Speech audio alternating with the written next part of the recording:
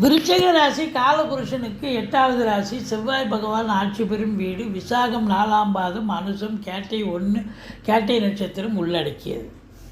இந்த விருச்சிக ராசிக்கு சனி பயிற்சி சாதகமாக பாதகமாக என்னங்க? கடந்த 2.5 வருஷமாகவே நாங்கள் அர்த்தாஷ்டம சனியில் இருந்தோம். அவர் ரொம்ப பாதகத்தை பண்ணிச்சு. ஏகப்பட்ட பிரச்சனை. வயசானவங்களுக்கெல்லாம் பார்த்தீங்கன்னா முட்டி வலி, கைகால் வலி பட்டு அவஸ்தைப்பட்டீங்க. வண்டி வாகனங்கள் செலவு வச்சது, தாய்க்கு தேக ஆரோக்கிய குறைவு ஏற்பட்டது.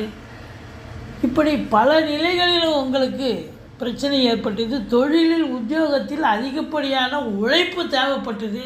இப்படிலாம் அசிங்க அவமானங்களை பட்டோம். ஆனால் இப்போ சனி பயிற்சி சாதகமாக இருக்கிறது.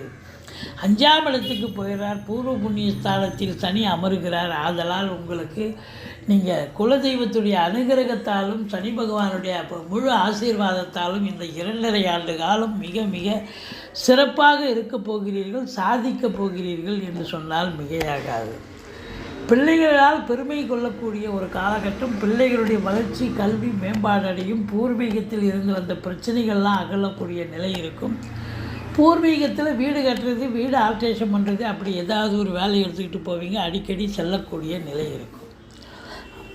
மற்றபடி உங்களுக்கு சனி பகவான் 7ஆம் இடத்தை பார்ப்பதால் கணவன் 2ஆம் இடத்தையும் பார்க்குறாரு. அப்போ கணவன் மனைவி இடையே கருத்து வேறுபாடு வரும். கொஞ்சம் விட்டு கொடுத்து போங்க, அரவணைச்சு போங்க. விட்டு கொடுத்தா வாழ்க்கை கெட்டு போவதில்லை. கூட்டாளிகளுக்கும் உங்களுக்கும் பிரச்சனை ஏற்படும்.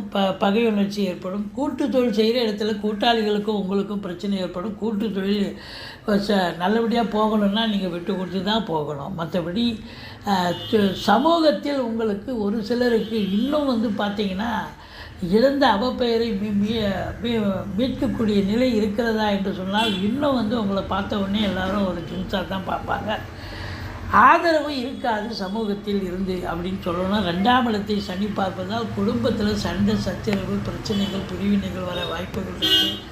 பணம் பல வகையில் வந்தாலும் பொருளாதார மேன்மை இருந்த போதிலும் கொடுக்கல் வாங்கல் செய்யக்கூடாது.